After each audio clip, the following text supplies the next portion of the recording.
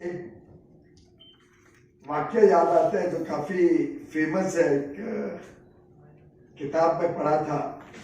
A good discussion increases the dimensions of everyone who takes part. ऐसा नहीं है कि जब हम चर्चा करते हैं तो सिर्फ हम ही को लाभ हो रहा है या केंद्र सरकार को या इस विभाग को लाभ हो रहा है।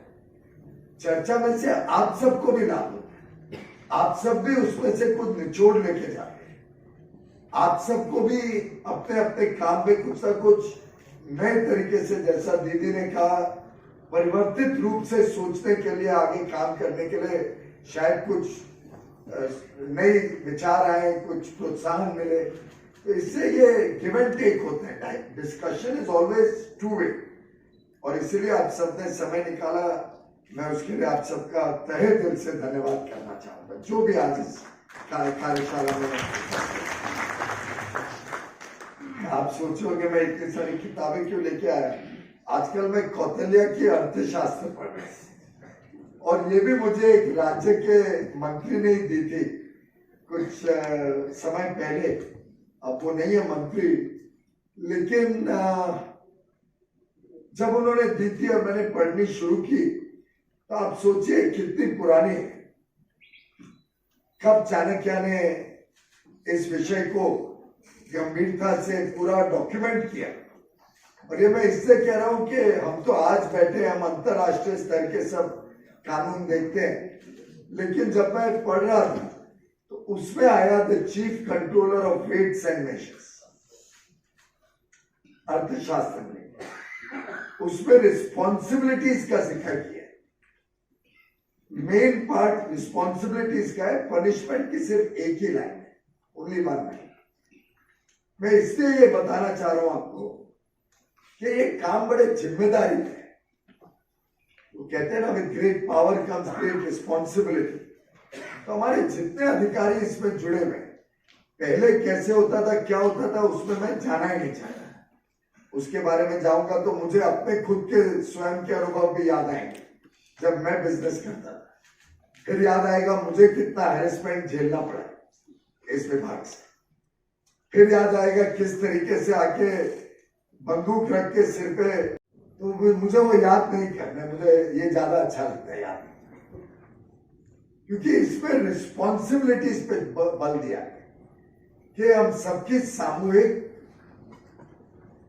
कर्तव्य है। ये जो विषय है, ये ऐसा नहीं है कि कोई केंद्र सरकार ने कानून बना दिया तो खुली छूट मिल गई। ये कर्तव्य है कि उपभोक्ता के साथ कोई अन्याय ना हो। और हमारा कर्तव्य उतना ही व्यापारी की तरफ या उद्योग की तरफ भी है कि उनका भी जीना हराम नहीं कर सकते, उनका भी जीना या उनको भी प्रताड़ित नहीं कर सकते, उनका भी काम सरल तरीके से चले। कौन बेईमानी करता है और क्या बोनाफाइड मिस्टेक है, उसको बड़े सरल तरीके से सब समझते हैं। और मुझे लगता है कि हमारा फोकस रहना चाहिए कि कैसे, कहां पे मेंसरिया है और कहां बोनाफाइड डिसीजन। उदाहरण के लिए, जहां पे वेट एंड मेजर का कैलिब्रेशन होता है, अगर वहां कुछ गलत हो तो पूरी सख्ती से हमें उठना चाहिए, क्योंकि वहां फिर बोनाफाइड नहीं माना जा सकता। अगर आपको एक लाइसेंस मिला है, आप सर्टिफाइड अथॉरिटी हैं, जिसके सर्टिफिकेट की इतनी वजन है, उसका खुद का इतना वजन है कि उसमें गलती की कोई संभावना नहीं होती, और वहां कोई गलत करे तो मैं आखिरी व्यक्ति हूं जो कहूंगा वहां कोई रियायत करे। इसमें भी लिखा है, all measuring instruments shall be inspected and stamped once every 4 months on payment of stamping fee। आप सोचिए कितने सदियों पहले की ये विचारधारा है। फिर पूरी डिटेल में कंट्रोल में लिखा है कैसे होगा। Measuring instruments shall be inspected and stamped once every 4 months, और ब्रैकेट में आगे लिखा है all details about measuring instruments are given in appendix 1। सोचिए तब से इसके बारे में कितनी गंभीर चिंता थी कि उपभोक्ता के साथ कोई अन्याय नहीं होना चाहिए, और फिर बाकी अलग अलग चीजें हैं। तो really controller of weights and measures का बेसिक डॉक्यूमेंट इतना है, दैट्स इट, छोटे मोटे। और आज पे आए अगर, ये आपकी लीगल मेट्रोलॉजी एक्ट, अलग अलग उसके पहलू और उसके रूल्स। कौन सा व्यापारी, कौन सा उद्योग, मैं तो समझता हूं बड़े से बड़ा भारत का उद्योग, कौन सा उपभोक्ता इसके ऊपर समझ के कार्रवाई कर सकता है। मेरे समझ के बाहर है, मुझे मालूम नहीं, अधिकारियों को ज्यादा इसकी जानकारी होगी। मैं अभी अभी इसका एक हिस्सा देख रहा था, जब भी ध्यान आया बैठे बैठे तो एक किताब मंगाई, भाई मार्जिन ऑफ एरर क्या दिया, what is the margin of error. तो अधिकारियों ने मुझे अभी मार्जिन ऑफ एरर बताया, शायद 10 किलो पे 1.5 ग्राम, 1.5 ग्राम, 10,000 ग्राम में 1.5 ग्राम। अब मैं उसको इससे नहीं आर्ग्यू कर पाया क्योंकि मुझे बता दिया गया ये अंतरराष्ट्रीय मानक है, this is the standard all over the world. अगर वैसा है तो मैं तो वर्ल्ड स्टैंडर्ड से दूर नहीं जा सकता। इनफैक्ट शायद 50 किलो पे तो 7.5 ग्राम है। मेरी समझ के बाहर है। जो गोनियों में आप अनाज देते हो, हमारे विभाग है ना दूसरा, food and public distribution, 50 kilo की गोनी होती है, मैं 7.5 ग्राम को मेजर करके बता दे मुझे, 7.5 ग्राम की एक्यूरेसी पे हम खरीदते हैं। I think be eight wonder of the world problem. मैं इससे ये कह रहा हूं कि हमने सबने मिलके सोच समझ के और सरलीकरण करना पड़ेगा कि कैसे ये पूरा प्रोसेस ईमानदार व्यवस्था की तरफ जाए। जो गलत कर रहे हैं उनके ऊपर सख्त से सख्त कार्रवाई हो, लेकिन हमें प्रैक्टिकली भी सोचना पड़ेगा क्या संभव है क्या नहीं है। हो सकता है कि आपके ये इंटरनेशनल स्टैंडर्ड्स के हिसाब से तो हमें जाना है, लेकिन वो किन प्रोडक्ट्स पे किस टाइप की चीज के ऊपर अप्लाई करेगा, पर्दाफाश करके।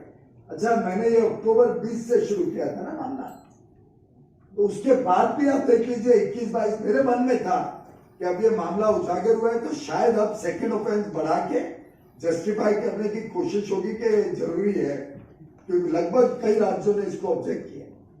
तो वो भी नहीं, सिस्टम परफेक्ट है, सिस्टम में कोई बदलाव नहीं। और ईमानदारी ऐसी आ जाती है 4,000-2,000 के चालान के बाद कि 3 ही सेकेंड ऑफेंस 20-21 में।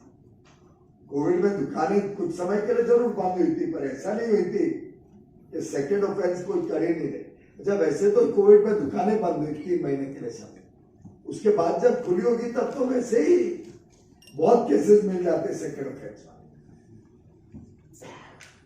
अब इस पे आप लोग सब विचार करना, और फिर आज की जो कार्रवाई होगी रात दिन भर की, उसके बाद मैं समझना चाहूंगा कि क्या सबकी सोच है, कैसे अंतरराष्ट्रीय मानक को रखते हुए क्या हम कुछ प्रैक्टिकल डिसीजंस पे आ सकते हैं, क्या अलग अलग वस्तु की एक अलग इंपॉर्टेंस या सोचने के विचार करने की आवश्यकता है।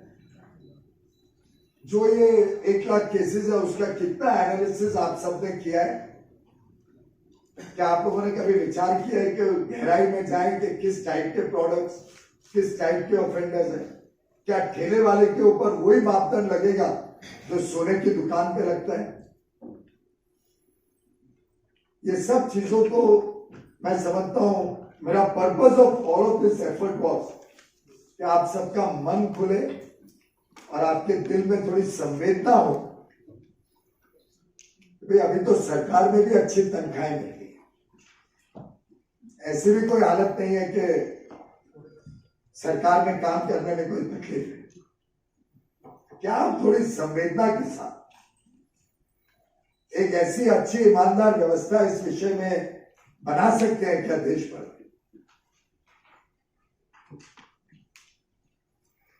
जो कैलिब्रेट करते हैं उसको जरा भी रियायत मत दीजिए, जो सर्टिफाई करते हैं उसको जरा भी रियायत मत दीजिए।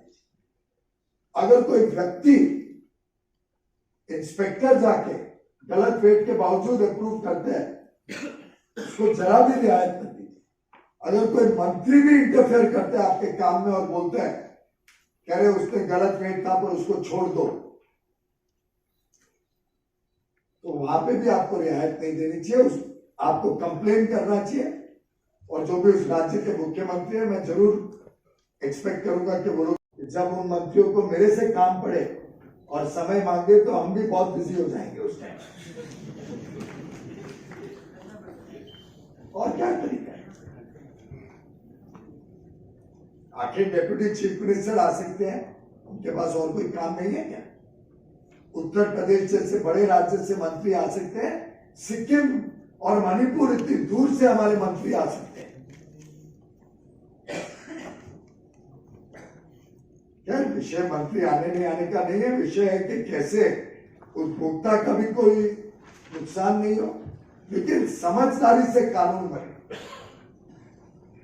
और गलत काम इस विभाग में कैसे बंद हो, इसके ऊपर हम सबको गंभीरता से सोचना पड़ेगा। मेरे ख्याल से अगर कौतल्या ने 2500 वर्ष पहले से भी अधिक शायद मुझे इतना, अगर उन्होंने भी इस बात की चिंता एक रिस्पॉन्सिबिलिटी, एक कर्तव्य के रूप में देखी, तो मैं समझता हूं हम सब भी उससे कुछ दिशा निर्देश दें, कुछ सीखे समझें। देश का विकास कर रहा है, देश का तेज गति से विकास कर रहा है, उसके लिए लोगों को सहूलियत मिले, व्यापार करने के लिए सरलता से व्यापार हो सके, बेबुनियाद समय लोगों का बर्बाद ना हो, लेकिन साथ ही साथ हर जगह ईमानदार व्यवस्थाएं स्थापित करने की प्रतिबद्धता माननीय प्रधानमंत्री श्री नरेंद्र मोदी जी की अटूट भी है और अटल भी है। उनका वाक्य एकदम फेमस है, ना खाऊंगा ना खाने दूंगा, और ये हम सबके लिए अप्लाई करते हैं। और मेरा आप सबसे आग्रह है कि हम सिर्फ जागो ग्राहक जागो एक मात्र स्लोगन नहीं बना के छोड़े, विषय को गंभीरता से देखें, कंज्यूमर्स की अवेयरनेस के लिए प्रोग्राम्स करें, कंज्यूमर्स को समझाएं कि अगर आपके साथ गलत होता है तो आप आवाज उठाएं, क्योंकि आप आवाज नहीं उठाते हैं तो शायद कोई और गरीब उसका नुकसान भुगते। ऑर्गेनाइजेशन भी आज उपस्थित है, मैं आपसे भी चाहूंगा, और इसमें खासतौर पे जो पढ़े लिखे हमारे लोग हैं, हमारे जो मिडिल क्लास है, उसने इस विषय को गंभीरता से लेना चाहिए। हमारी कंज्यूमर ऑर्गेनाइजेशन है, वहां पे इस विषय को उजागर करना चाहिए। कई बार सामान्य आदमी इतना ज्यादा उसके पास समय नहीं होता है, इतना ज्यादा इन चीजों को सोचता है कि भाई ये तो मुझे प्रधानमंत्री नरेंद्र मोदी जी ने वैसे ही बहुत अनाज दे दिया, 5 किलो हर व्यक्ति को हर महीने 25 महीने तक मिले, बहुत अनाज दे दिया। गरीब आदमी शायद सोच सकता है कि ठीक है, आधा किलो कम मिला या 100 ग्राम कम मिला, मैं कहाँ भागूंगा, कल वो फेयर प्राइस शॉप वाला मेरे ही पीछे पड़ जाएगा, अधिकारी मुझे ही तंग करेंगे और मैं कहाँ कंप्लेन करूं। हो सकता है उनके लिए कठिनाई भी हो, पर जो जागृत समाज है, जिसको इन चीजों की चिंता है, जिसको ध्यान आता है कि छोटी छोटी चीजों से समाज बिगड़ता है, समाज की सोच बिगड़ती है। और मैं कई बार यह उदाहरण देता हूं कि अगर 6 दुकानें हैं और उसमें एक व्यक्ति भी गलत काम करता है, तो बाकी 5 दुकानों को या तो अपना व्यापार बंद करना पड़ेगा अगर वो ईमानदार रहना चाहे, या आस्ते आस्ते दूसरा, तीसरा, चौथा सब बेईमानी करनी शुरू करें, तो वापस लेवल प्लेइंग फील्ड हो जाता है। पर क्या ये इस देश और समाज के लिए अच्छा है? क्या हम इस प्रकार की व्यवस्थाएं स्थापित करना चाहते हैं, हमारे बच्चों के पास छोड़ना चाहते हैं, अगली पीढ़ी को ये विरासत में हम सबकी वजह से ये छोड़ के जाना चाहते हैं? इस पे जरा आप सब लोग विचार करिए।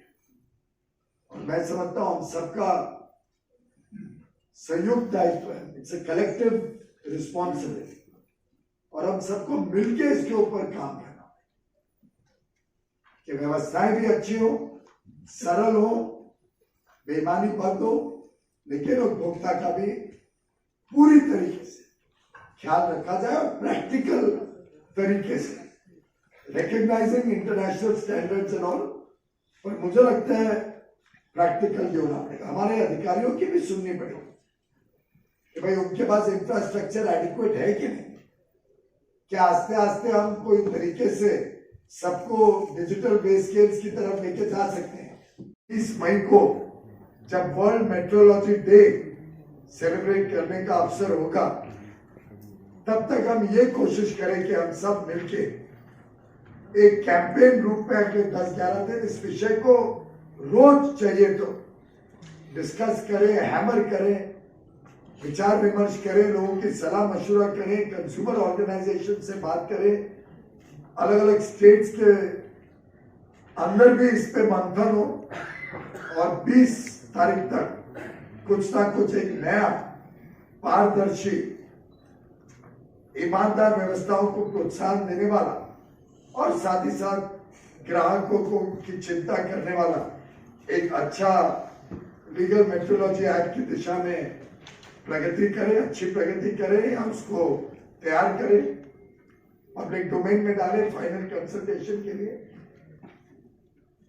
इससे देश का भी हित होगा, उद्योग और व्यापार का भी हित होगा, और उपभोक्ताओं का भी हित होगा। आप सब आए, उसके लिए पुनः एक बार आप सबका धन्यवाद करते हुए और उम्मीद करते हुए कि आज की ये कार्यशाला बहुत महत्वपूर्ण कड़ी साबित होगी, और आज का ये दिन सभी की याददाश्त में रहेगा कि इस दिन हमने फाइनल किया था देश के भविष्य को, भविष्य में सरल व्यवस्थाओं को और ईमानदार व्यवस्था। अच्छे दिन भर के सब्जेक्ट्स हैं, अलग अलग विषयों के ऊपर आज चर्चा होने वाली है, अलग अलग मंत्री अलग अलग विषय के पैनल को चेयर करेंगे या को-चेयर करेंगे, और मिलके हम एक नया इतिहास रचें। इस आशा के साथ मैं आप सबको बहुत बहुत शुभकामनाएं देता हूं।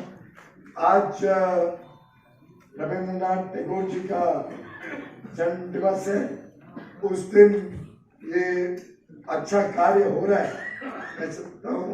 इधर राइट नहीं, 7 तारीख को था, माफ करिएगा।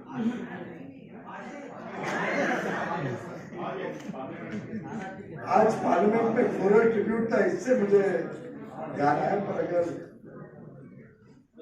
आप सभी को ये भी ध्यान में रखना चाहिए कि इतने पावन, इतने शुभ दिन पे हम सब मिल रहे हैं, जो उन्होंने कल्पना की थी इस देश की, उस कल्पना को साझा करने के लिए हम सबके पास मौका है।